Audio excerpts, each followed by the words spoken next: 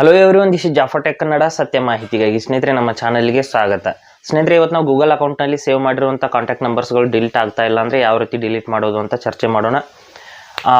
ನಾವು ನೇರವಾಗಿ ಕಾಂಟ್ಯಾಕ್ಟ್ ಆ್ಯಪ್ನಲ್ಲಿ ಹೋಗಿಬಿಟ್ಟು ಡಿಲೀಟ್ ಮಾಡಿದ್ರೆ ಗೂಗಲ್ ಅಕೌಂಟ್ನಲ್ಲೂ ಕೂಡ ಡಿಲೀಟ್ ಆಗುತ್ತೆ. ಇದರಲ್ಲಿ ಯಾವುದೇ ರೀತಿಯಲ್ಲಿ ಡೌಟ್ ಇಲ್ಲ. ಆದರೆ ಯಾವುದಾದ್ರೂ ಕಾರಣಗಳಿಂದಾಗಿ ಡಿಲೀಟ್ ಆಗ್ತಾ ಇಲ್ಲ ಅಂದರೆ ನಾವು ಯಾವ ರೀತಿ ಡಿಲೀಟ್ ಮಾಡಬಹುದು ಅನ್ನೋದನ್ನು ನಾವು ಇವತ್ತು ಚರ್ಚೆ ಮಾಡೋಣ. ಹಾಗೆ ನಮ್ಮ ಚಾನಲ್ಗೆ ಮೊದಲು ಬಂದಿದ್ದರೆ ದಯವಿಟ್ಟು ನಮ್ಮ ಚಾನಲ್ನ ಸಬ್ಸ್ಕ್ರೈಬ್ ಮಾಡಿ ಮತ್ತು ಪಕ್ಕದಲ್ಲಿರುವಂಥ ಬೆಲ್ ಐಕನನ್ನು ಪ್ರೆಸ್ ಮಾಡಿ ನಮ್ಮ ತಂತ್ರಜ್ಞಾನ ಆಧಾರಿತ ಬೃಹತ್ ಕುಟುಂಬದ ಸದಸ್ಯರಾಗಿ. ಸ್ನೇಹಿತರೆ, ಮೊದಲು ನಾವು ನಮ್ಮ ಫೋನಲ್ಲಿ ಕಾಂಟ್ಯಾಕ್ಟ್ಗಳು ಡಿಲೀಟ್ ಆಗ್ತಾ ಇಲ್ಲ ಅಂದರೆ ನಮ್ಮ ಫೋನಲ್ಲಿ ಇರುವಂಥ ಒಂದು ಗೂಗಲ್ ಆ್ಯಪ್ನ ಓಪನ್ ಮಾಡ್ಕೋಬೇಕು.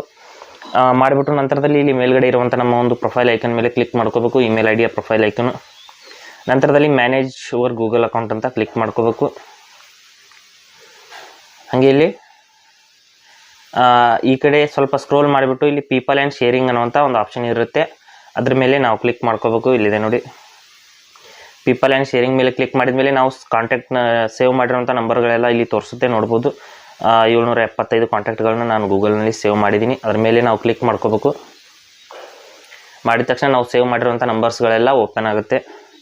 ಇಲ್ಲಿ ನೋಡಿ, ಸ್ವಲ್ಪ ನಾವು ಇಲ್ಲಿ ನೋಡಿ, ಗೂಗಲ್ ಕಾಂಟ್ಯಾಕ್ಟ್ ಆ್ಯಪ್ನಿಂದನೂ ಕೂಡ ನಾವು ಯೂಸ್ ಮಾಡ್ಕೋಬೋದು, ಇಲ್ಲಾಂದರೆ ನಾವು ವೆಬ್ನಿಂದನೂ ಕೂಡ ಯೂಸ್ ಮಾಡ್ಕೋಬೋದು. ನಾನು ಸ್ಟೇ ಆನ್ ವೆಬ್ ಅಂತ ಕ್ಲಿಕ್ ಮಾಡ್ತೀನಿ. ಮಾಡಿದ ತಕ್ಷಣ ಅಲ್ಲಿ ಬ್ರೌಸರ್ನಲ್ಲಿ ನಮ್ಮ ಕಾಂಟ್ಯಾಕ್ಟ್ ನಂಬರ್ಸ್ಗಳೆಲ್ಲ ತೋರಿಸುತ್ತೆ. ಇಲ್ಲಿಂದ ನಾವು ನಮಗೆ ಬೇಡವಾದ ಒಂದು ನಂಬರ್ಸ್ಗಳನ್ನ ಸೆಲೆಕ್ಟ್ ಮಾಡಿಬಿಟ್ಟು ಡಿಲೀಟ್ ಮಾಡಬಹುದು. ಒಂದೊಂದಾಗಿಯೂ ಕೂಡ ಡಿಲೀಟ್ ಮಾಡಬಹುದು, ಮಲ್ಟಿಪಲ್ ಆಗಿಯೂ ಕೂಡ ಡಿಲೀಟ್ ಮಾಡಬಹುದು. ಒಂದೊಂದಾಗಿ ಡಿಲೀಟ್ ಮಾಡಬೇಕು ಅಂದರೆ ಆ ನಂಬರ್ ಮೇಲೆ ಈ ರೀತಿ ಕ್ಲಿಕ್ ಮಾಡ್ಕೋಬೇಕು.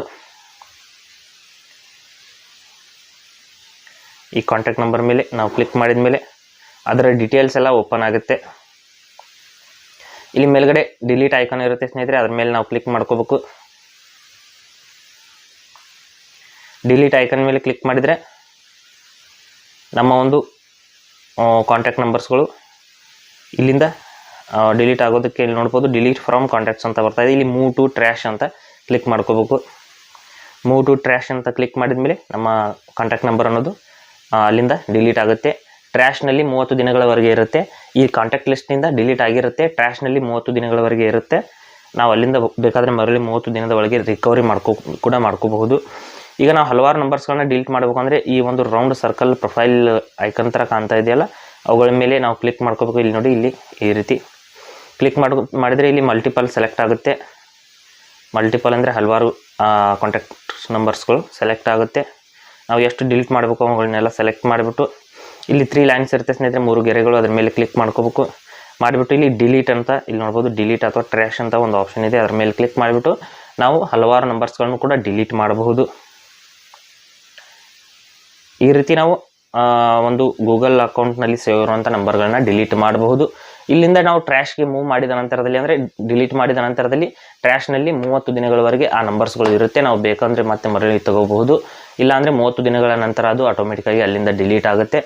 ಈ ರೀತಿ ನಾವು ಗೂಗಲ್ ಅಕೌಂಟ್ನಲ್ಲಿ ನಾವು ನಂಬರ್ಸ್ಗಳನ್ನ ಮ್ಯಾನೇಜ್ ಮಾಡಬಹುದು. ಹಾಗೆ ಸ್ನೇಹಿತರೆ, ಕೊಟ್ಟಿರೋ ಮಾಹಿತಿ ಸಂಪೂರ್ಣ ಮತ್ತು ನಿರೂಪಣೆ ಮಾಡಿದ ಶೈಲಿ ಉತ್ತಮ ಅಂತ ಅನಿಸಿದರೆ ವಿಡಿಯೋನ ಲೈಕ್ ಮಾಡಿ ಮತ್ತು ನಿಮ್ಮ ಸ್ನೇಹಿತರಿಗೂ ಕೂಡ ಶೇರ್ ಮಾಡಿ. ಹಾಗೆ ಅದ್ರ ಬಗ್ಗೆ ಸಮಸ್ಯೆಗಳು, ಡೌಟ್ಗಳಿದ್ರೆ ಕಮೆಂಟಲ್ಲಿ ಅವಶ್ಯವಾಗಿ ತಿಳಿಸಿ. ಮುಂದಿನ ವಿಡಿಯೋದಲ್ಲಿ ಮತ್ತೊಂದು ಹೊಸ ವಿಷಯದೊಂದಿಗೆ ಇದೇ ಇರ್ತೀನಿ. ಮುಂದೆ ಬರ್ತೀವಿ. ಅಲ್ಲಿವರೆಗೂ ಟೇಕ್ ಕೇರ್.